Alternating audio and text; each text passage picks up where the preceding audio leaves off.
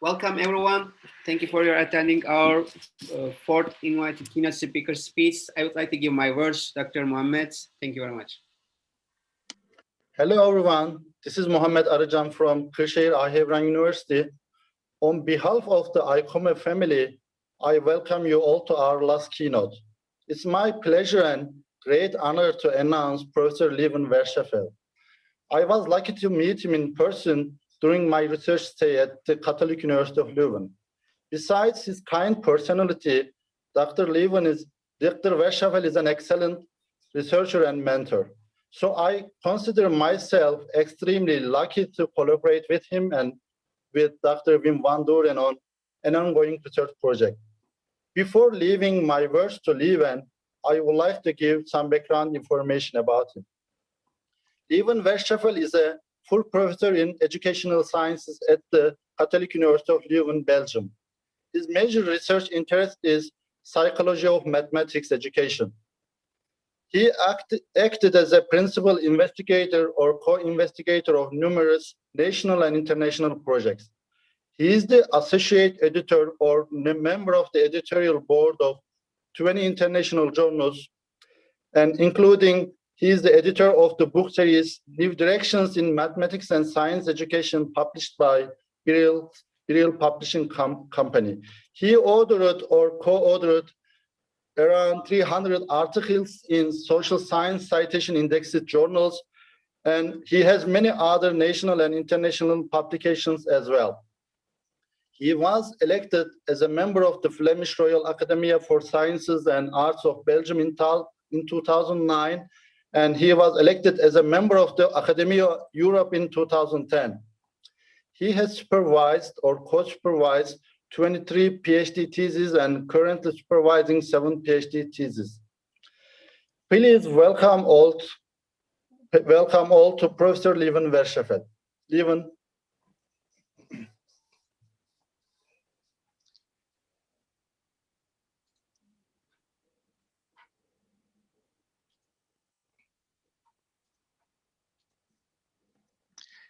Okay, thank you very much. First of all, I would like to thank the organizers of this conference for this nice opportunity that you give me to share my experiences as a researcher in the domain of mathematical word problem solving for more than 4 decades with you at the end of this conference. And I would like to thank particularly my colleague and friend, Muhammad, for the very kind introduction that he gave.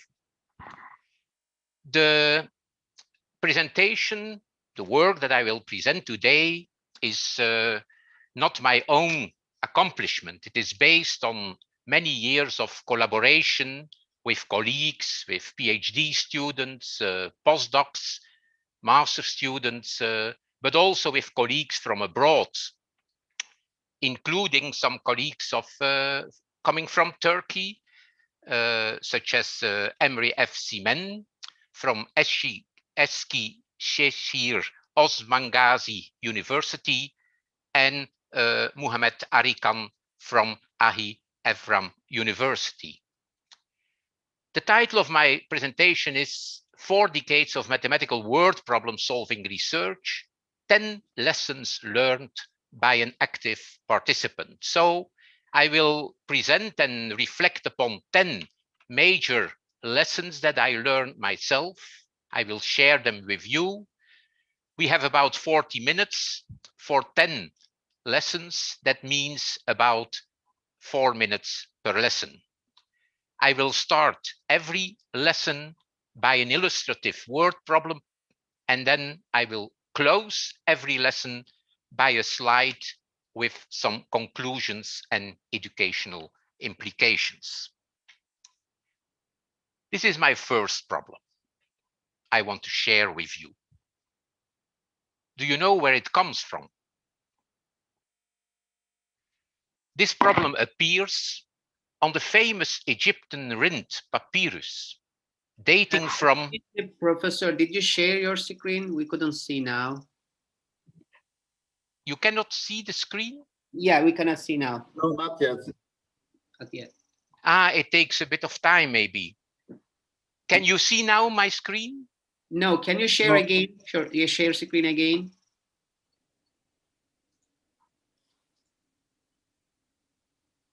No, we can see it now clearly.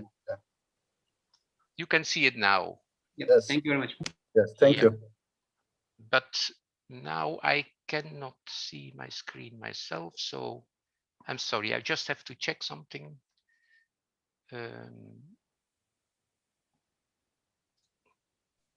It's okay now. Yeah.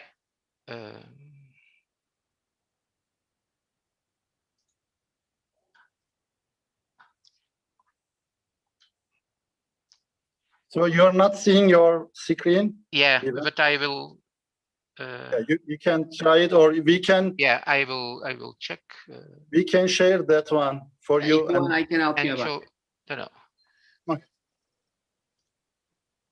Is it okay now?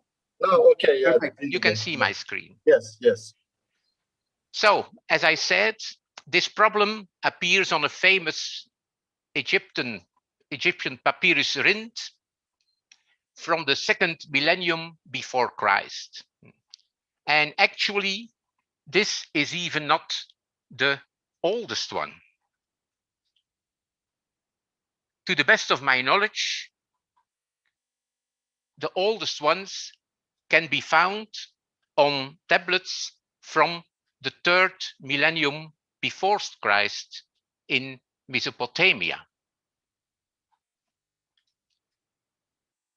And from then on, you find them in almost every period, every historical period, and every location in the civilized world. We encounter problems such as this nicely illustrated example coming from a monk, Alcuin von York, a British monk from the entourage of Charles the Great. Or take this example, which can be found in the famous book Treviso Arithmetic, the first printed math textbook that was published in the 15th century.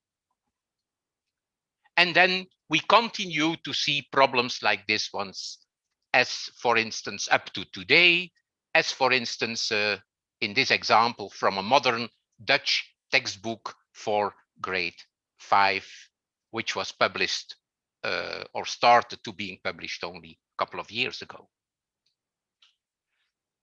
These problems that we encounter in all historical periods of mankind and at all different places in the world, they have many different functions. But essentially, the main function of word problems is to offer practice for the situations of everyday life in which math learners will need to apply what they learned in school. We call this the application function of word problems. And besides, on top of this main function, word problems play many different additional functions, typically in combination with the first one, which I have listed on this slide, but time does not allow me to go into detail on these different additional functions. So, what we learn from this first part, word problems exist already for a very long time. There is a great similarity in the problems over time and over places, and they play several functions, of which the application function is the most important one. And I think from these findings, we can derive that textbook writers and teachers should reflect upon what they precisely want to accomplish with word problems in their curricula, in their textbooks, in their lessons. And they have to reflect if word problems are the best way to accomplish these goals. Besides, I think that historical examples may play an interesting role in our curricula. This is my second pair of problems.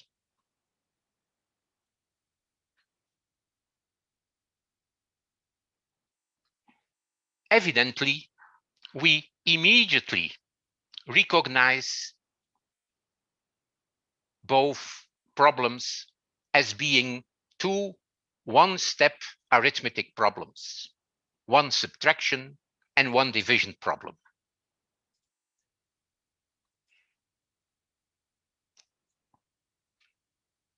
This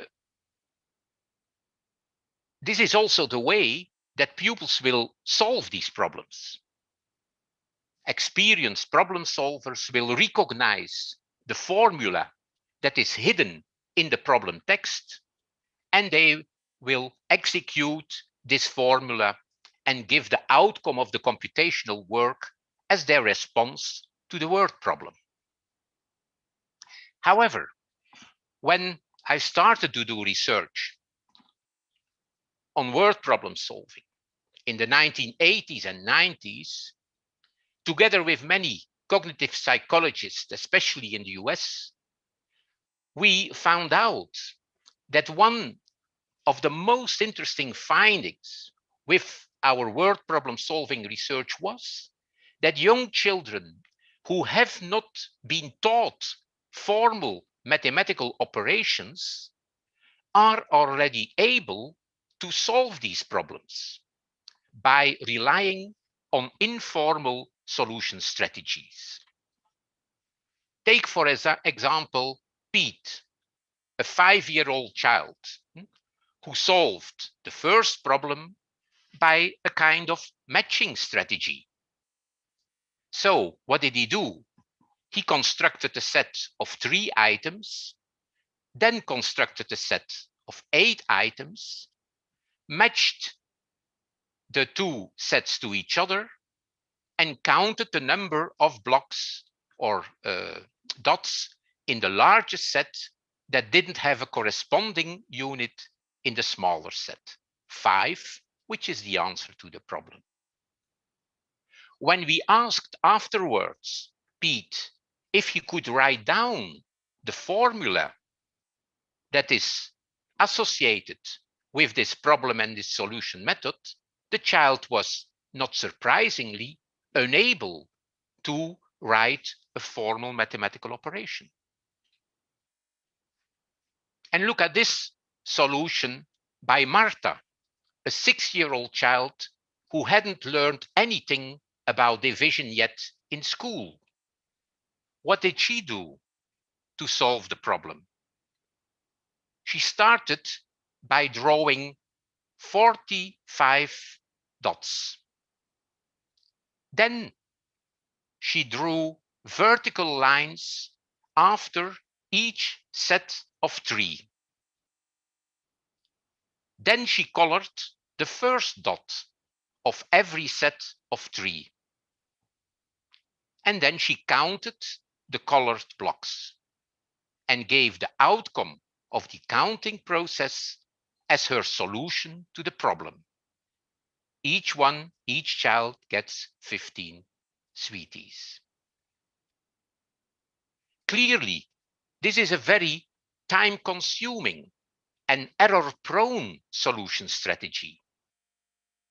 And clearly, Marta was unable to write the division problem that is hidden in this problem. But I'm sure that you will agree with me that this is a very insightful, informal strategy to handle this problem situation with which she was confronted.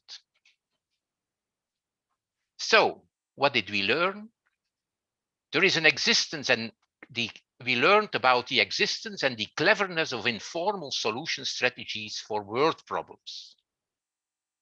And for young and inexperienced learners, these word problems are not more difficult, but to the contrary, easier than the corresponding symbolical forms.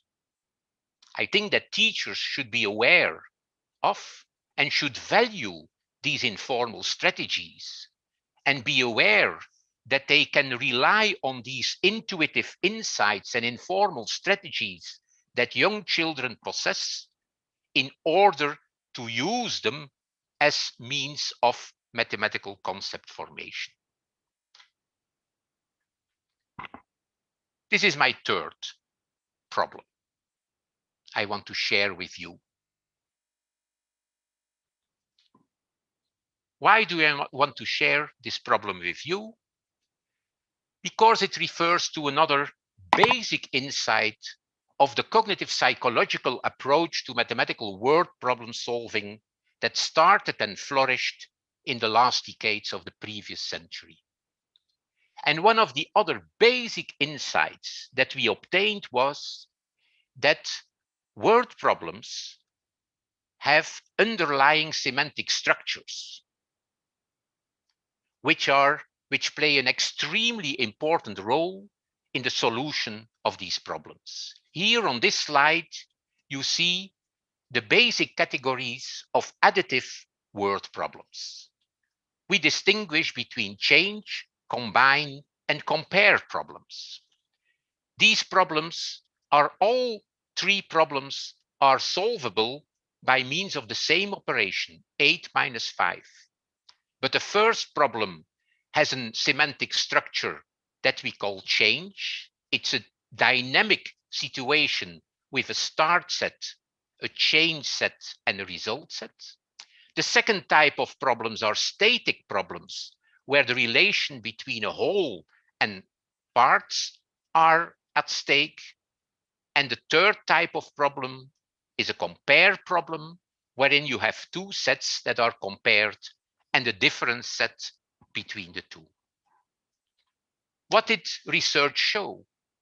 That even though these problems have a lot of things in common and are solvable by the same arithmetic operation, when you give them to beginning elementary school children, response rates, success rates are extremely diverse. Whereas the first problem is solved correctly by almost every first grader, the last one is solved by less than 1 out of 3 children. These semantic structures, so they have an enormous impact on success rate, but there is also a lot of evidence showing that they also affect the type of errors that children make and the kind of strategies that they apply.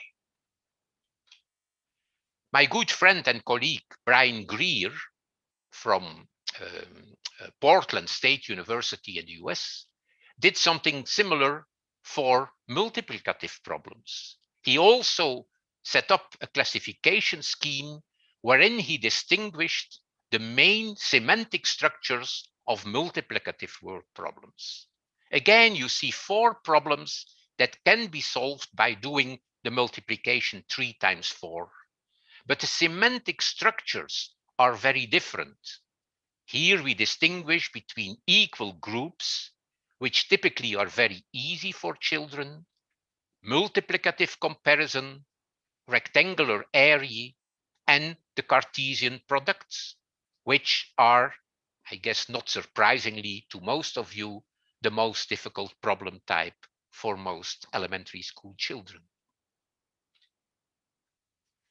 So, our third lesson.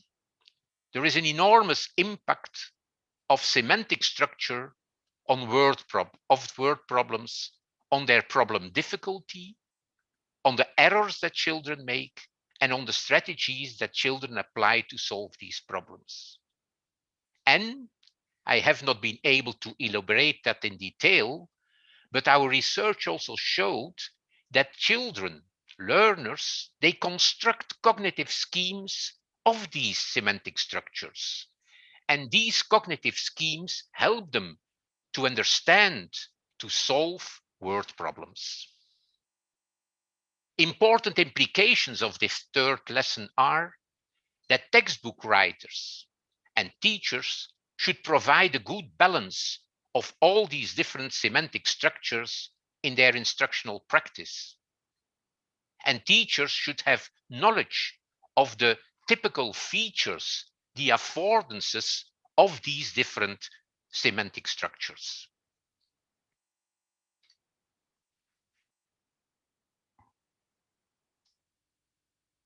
Another problem pair. 2 problems that are very similar to each other. The same numbers, the same semantic structure, but a subtle difference in the wording.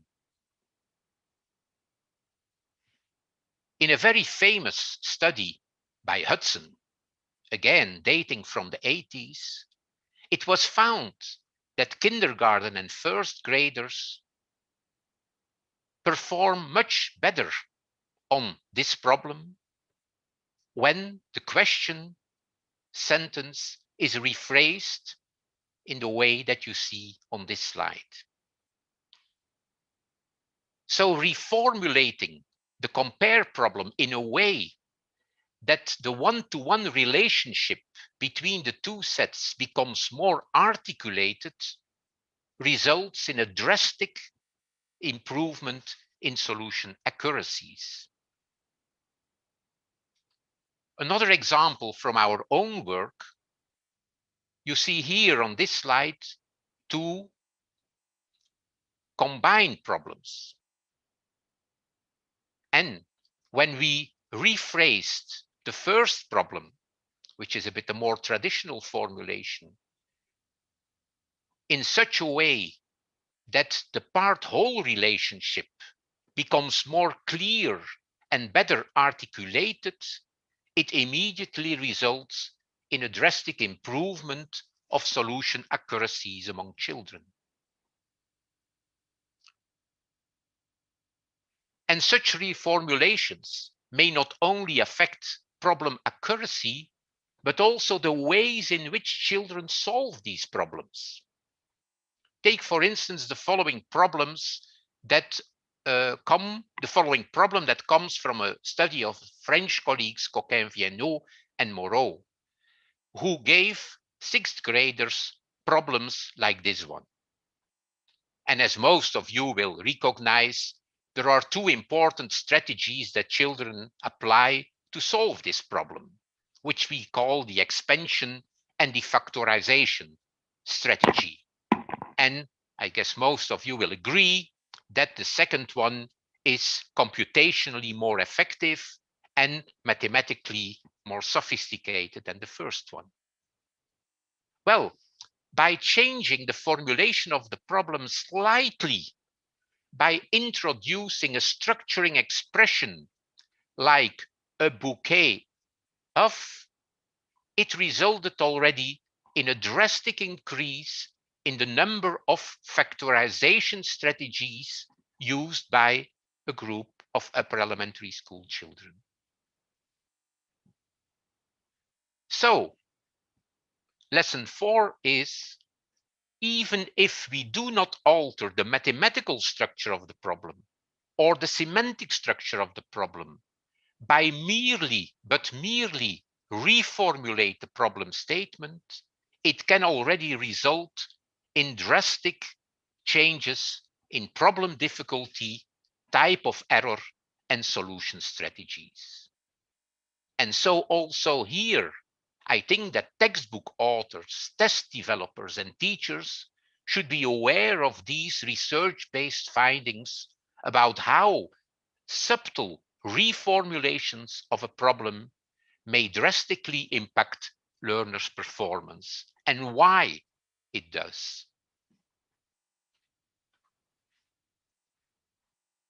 I have another problem, or rather another set of problems that I want to share with you. Here, the task is choose the correct operation.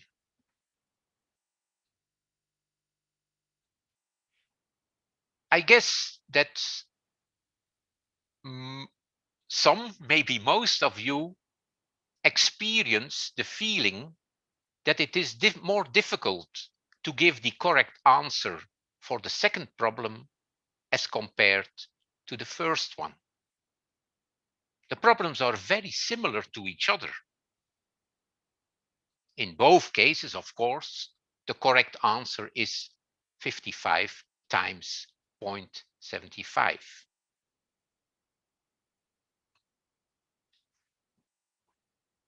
What's the difference between the problems in terms of problem difficulty? Well, here I present the results of a study that we did with upper elementary school children, and look at the difference in problem difficulty between these very similar problems. The first problem is solved by almost everybody, solved correctly by almost everybody, whereas the second one gets only 1/3 of correct answers. These problems have a lot in common. In both cases, there is a decimal smaller than 1. But what's the difference between the two problems? In the first case, this decimal smaller than 1 plays the role of multiplicand, whereas in the second problem, it plays the role of multiplier. Is this a big difference? Yes, it is a very big difference. And to explain that, we have to rely on a very important text of one of the leading scholars in the field of mathematics education, namely Fishbein's notion of implicit models. According to this theory, each operation, each arithmetic operation, is linked to a primitive, intuitive, tacit model, even long after this operation has been taught to a person and has been practiced by a person. And when you have to identify which operation is needed to solve an application problem, this decision-making process is mediated by these implicit models. And the implicit model for multiplication is repeated addition. That's our conception of multiplication, a very basic, intuitive, natural way of thinking of this operation. Repeated addition in which a number of elements are put together, of equal sets are put together. And this intuitive model has two important constraints. First of all, the multiplier must be an integer. If you think about multiplication in terms of repeated addition, then the multiplier needs to be an integer, whereas the multiplicand can be a decimal. It doesn't hinder your understanding of the operation.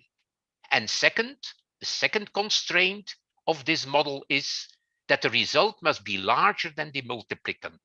This is the famous multiplication makes bigger concept or misconception. And so when we apply this model to the first problem, there is no problem whatsoever, because the multiplier is an integer in this case, and the outcome is larger than the multiplicand.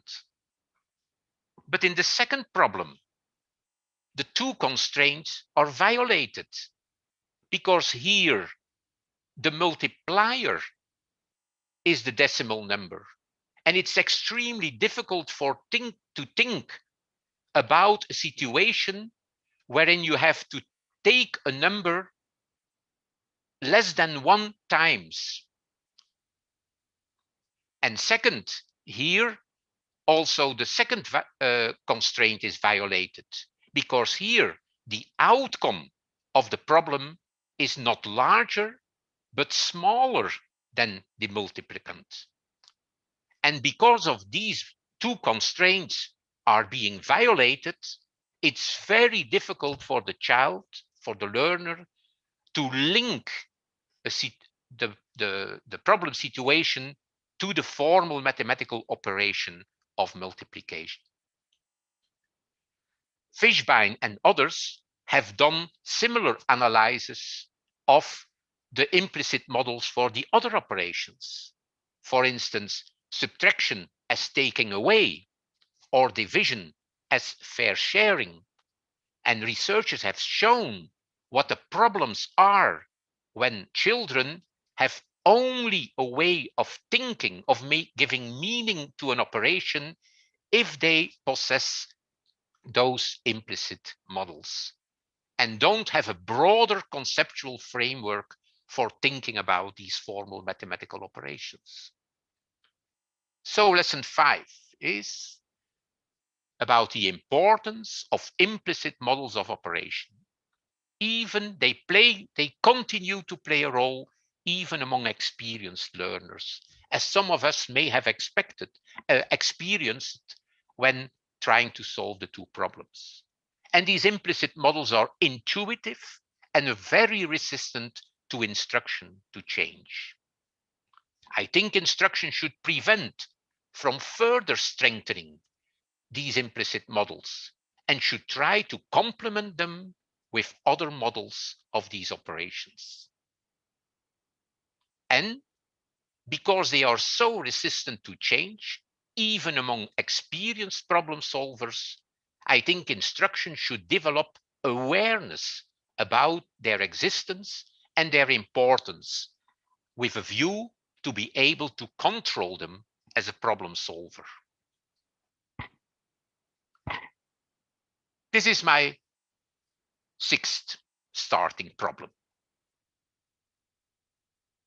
Please have a look at it and think about its solution. I think most of you will have recognized what topic I want to address now. This is a problem that relates to another extremely important mathematical concept that elementary school children have to learn in school, in their elementary school mathematics, namely proportional reasoning. And in a very interesting line of research to which we also have contributed, we have discovered the phenomenon of the illusion of linearity and how children develop this illusion as a result, as a reaction to their elementary school experiences. The idea is that students develop a tendency to treat every numerical relation between numbers as if it were linear or proportional. Look how extreme this phenomenon is. In a study with secondary school students in Flanders, we gave problems like this one to groups of 12, 13-year-olds and 15, 16-year-olds. And look at the percentage of students who failed on this problem. 95% of the students of 12, 13-year-old answered the problem erroneously by proportional reasoning, by just answering 8 times 3 equals 24. And this percentage was still 75% in 15, 16-year-olds. Many other researchers have documented this phenomenon by using other examples of problems.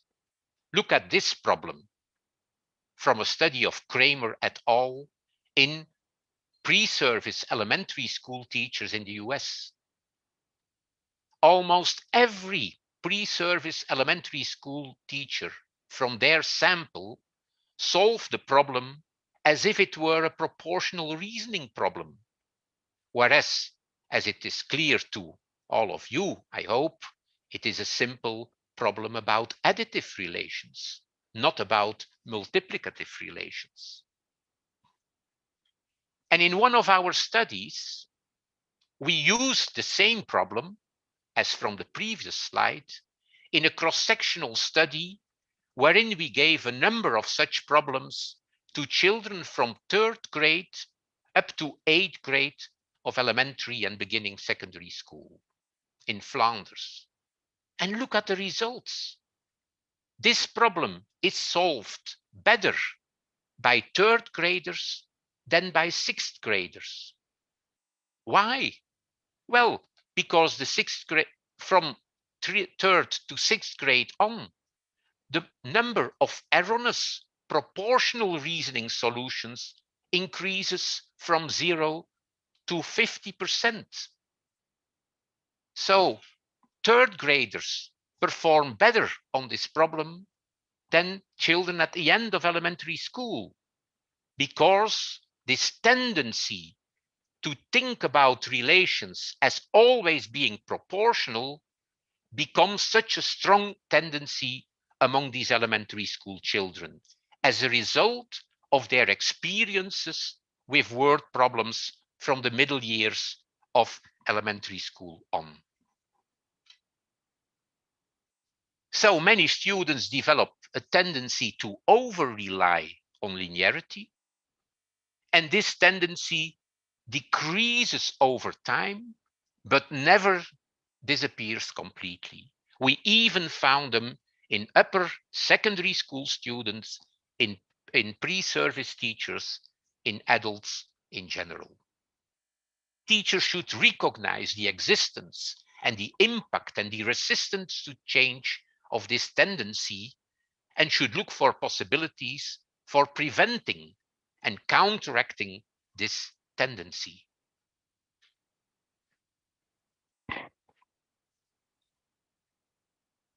Oh, I see that there is a typing error in problem 7. And the problem should be read as father makes a border around a square flower garden, and so on. It's a problem that is used as a kind of brain teaser, you could say. When we teach word problem solving to elementary and secondary school students, we do not confront them only with standard word problems. We also confront them sometimes with non-trivial problems, non-routine problems like this one. And when you are confronted with non-routine problems, unfamiliar problems, complex problems, as a problem solver, you have to rely on powerful cognitive strategies like heuristics. And I use this example to illustrate how powerful it can be to use a heuristic. In this case, the heuristic make a drawing. Because when you make a drawing, you become immediately aware of the complexity relating to the four cornerstones. You should not forget to count them. You should not double count them. And by making a drawing of the problem situation, you immediately become aware of this complexity, mathematical modeling complexity. As you all know, there are many heuristics. In his famous book, How to Solve It, Polya lists all these powerful heuristic methods. And what do we know about these heuristics? We can describe them as any technique or strategy for resolving the complicated element in a non-routine task. They are helpful, but they don't guarantee success. And we know from research that strong and weak mathematical word.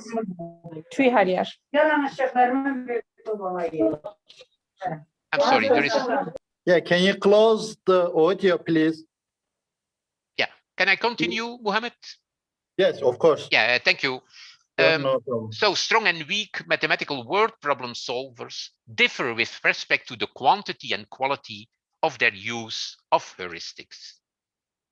Again, I can illustrate it by referring back to the study that I referred to already before. What did we find as additional findings in that study? Well, we found much more correct answers among the students who made a drawing as compared to students who did not. On the other hand, we also found that success of applying a heuristic, such as make a drawing, depends on the quality of the drawing. Making a drawing is no guarantee for success. It never is for applying a heuristic, as you can see on this slide. Whereas the pupil who made the drawing on the left of the screen, he was not here. The heuristic was not helpful because he still felt into the linearity trap. Whereas the student who made the drawing on the right of the screen helped him to arrive at a correct understanding and a correct solution of the problem. So, heuristics are helpful, but do not guarantee success. The educational implication of this lesson is that word problem solving curricula at all educational levels should include heuristic teaching, and teachers should develop a kind of natural disposition to attend to students' use of heuristics and stimulate their use whenever possible. I'm sure that some of you will recognize this problem.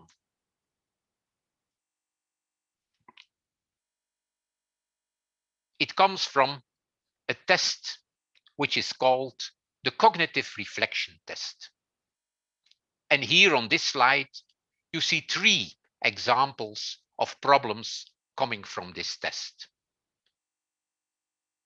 And yes, the answer to the first problem is not 10 cents, but the answer is 5 cents. The answer to the second problem is not 100 minutes, but the answer is 5 minutes. And the answer to the third problem is not 24 days, but is 47 days.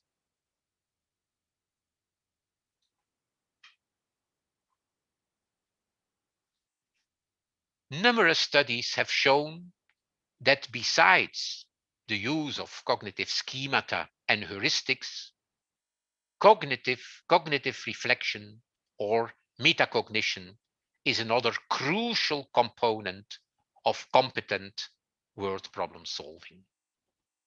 And in the literature on cognitive reflection or metacognition in relation to word problems, we typically make a difference between two aspects, two sides of the same coin. On the one hand, the ability to inhibit easy, superficial approaches to a problem. So not applying the keyword strategy, not applying the multiplication makes bigger rule, not immediately applying the proportionality model. And on the other hand, the other side of the same coin, the ability to regulate one's own problem-solving process by asking oneself during or before, during, and after the solution process questions like, what is my plan? Have I made progress? Is my answer reasonable? Did I learn something after having solved this problem? There is a lot of research, I cannot go into detail for time reasons, showing that good and weak problem solvers at all educational levels, from kindergarten to university, differ in their ability to inhibit superficial response tendencies and to regulate their own solution processes. And there have been done quite a number of intervention studies that have shown that you can obtain moderate success when you try to teach for metacognition, for self-regulation, for inhibition in word problem solving, already in elementary school. So, inhibition and self-regulation are critical features of competent mathematical word problem solving, and they are teachable to some extent.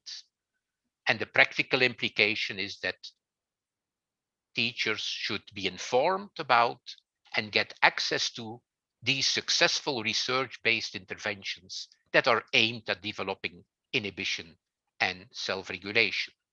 But we should not have too unrealistic expectations about the effectiveness of these interventions. Here is another problem. Please have a look at it.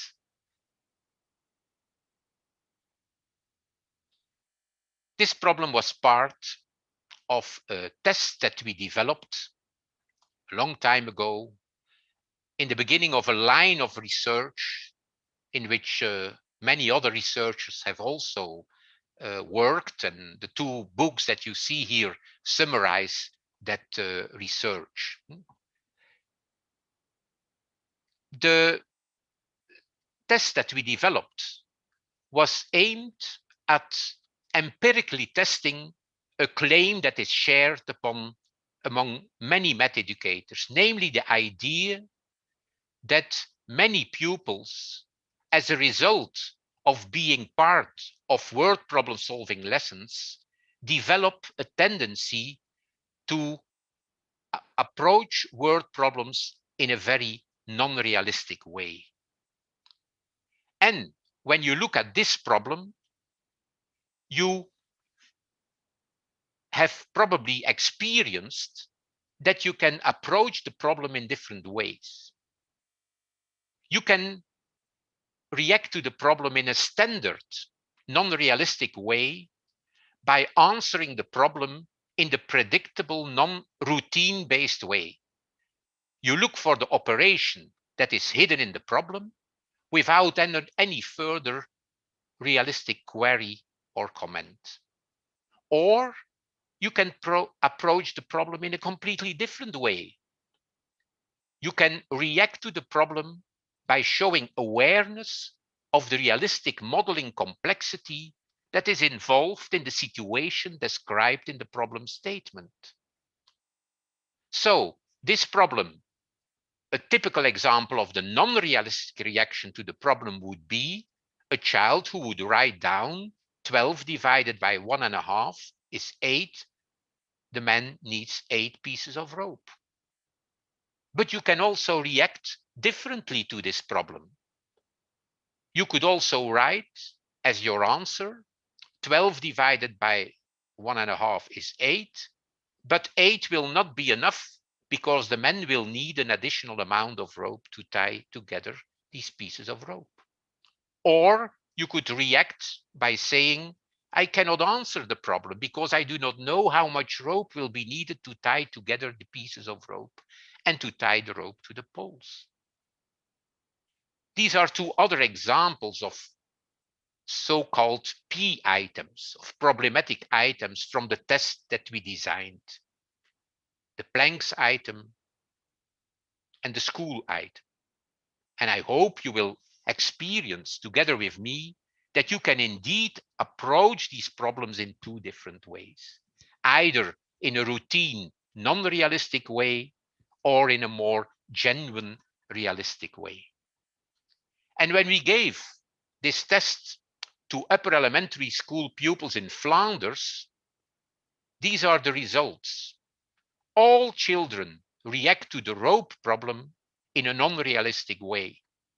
And almost all of them solve the planks problem and the school problem also by means of non-realistic responses.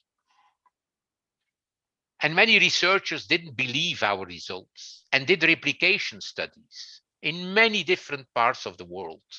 And all of them arrived at the same conclusion, that the vast majority of upper elementary school children, after being taught word problem solving for many years, behave extremely non-realistically when being confronted with word problems. Dear Lieven, Yeah. we have 10 minutes for the next session to start.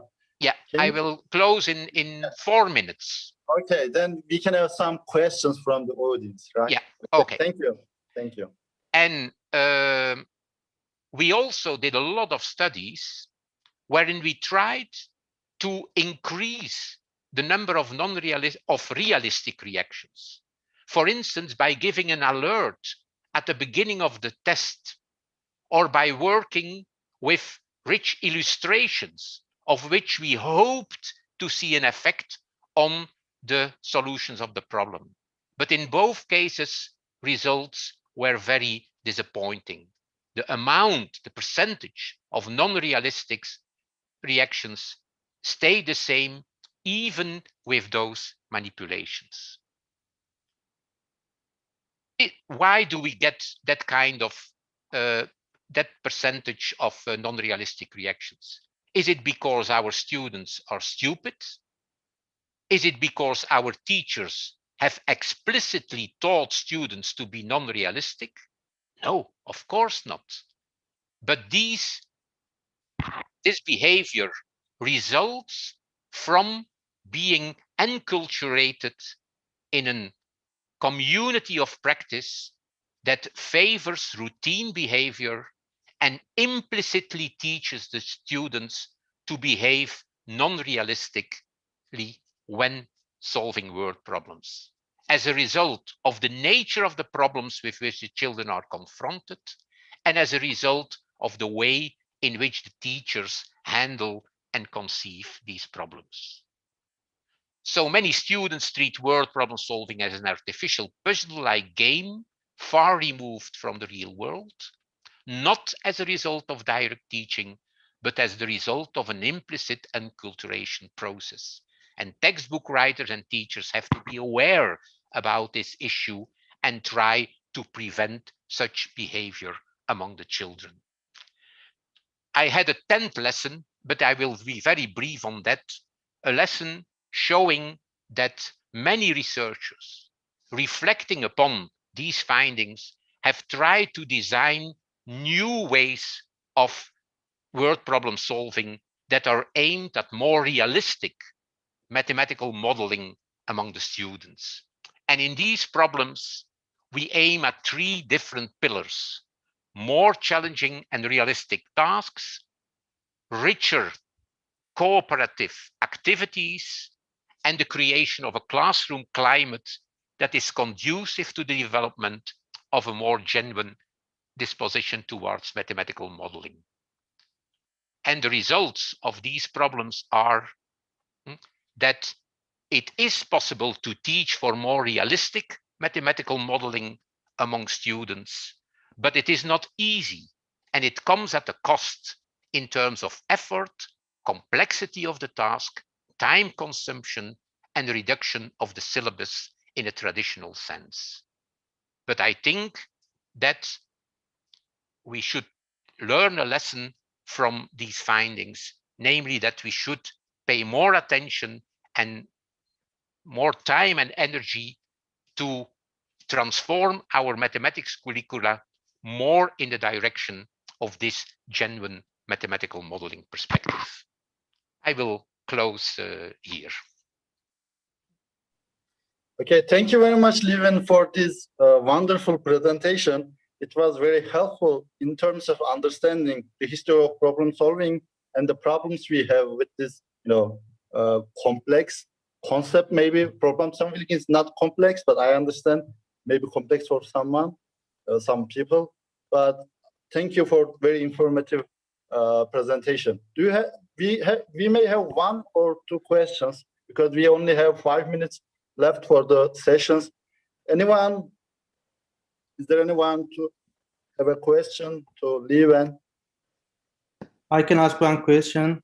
Okay. Hey, Dr. Lieven, I'm really impressed by the presentation. Thank you so much. Actually, my question is related to teacher education about the word problems. As you said, we can use non-routine word problems, so they can have multiple entry points and exit points. Students can use different representations of problems, and they can have multiple correct answers. But most teachers are more likely to use teaching for problem solving approach. They are more likely to illustrate one solution and expect students to use that solution. And here in the United States, we are expecting pre-service teachers to design and reformulate word problems to make them non-routine. So how can we encourage our pre-service teachers to design and use non-routine word problems? I think that it's a very interesting but also a very difficult question, because well, I think first of all we should make teachers aware of the disadvantages of the traditional approach. And of course, I do not want to oppose the two approaches. I'm pleading for a synthesis. I'm not pleading for a radically different approach to word problem solving, because getting expertise, becoming fluent in solving more standard word problems is also valuable.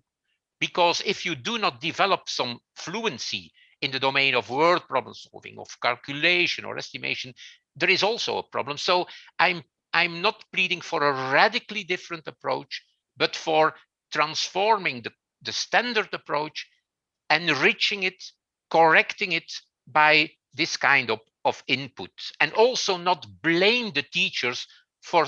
We should not say to teachers, you are working in a wrong way and you should drastically. This does not give them self-confidence.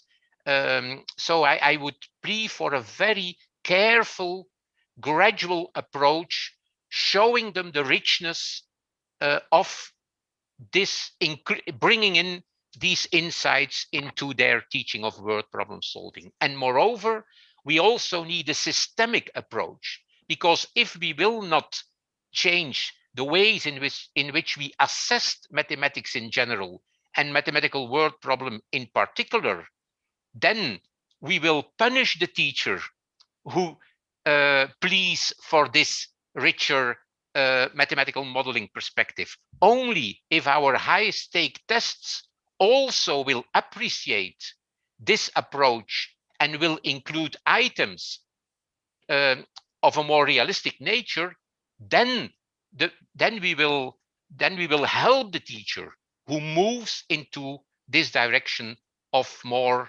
richer and genuine mathematical modeling, I would argue. Dear Lieven, we have a second and last question because we are running I'm out aware. of time. The question is on the feedback. What do you say about the role of feedback, teachers' feedback on students' work problems? Do you think that those are effective in, in students' success or, ability to solve work problems? And well, of course, feedback is one of the most important tools that we have as teachers in our interaction with students. But giving good feedback in this domain is a very complex issue. First of all, because the teacher, him or herself, has to be mathematically sufficiently competent to immediately understand the answer that the student has given and appreciate strong elements in a possible answer. So giving good feedback is complex for a double reason. First of all, the teacher has to be mathematically sufficiently competent to quickly understand the answer of the child and give it a proper evaluation.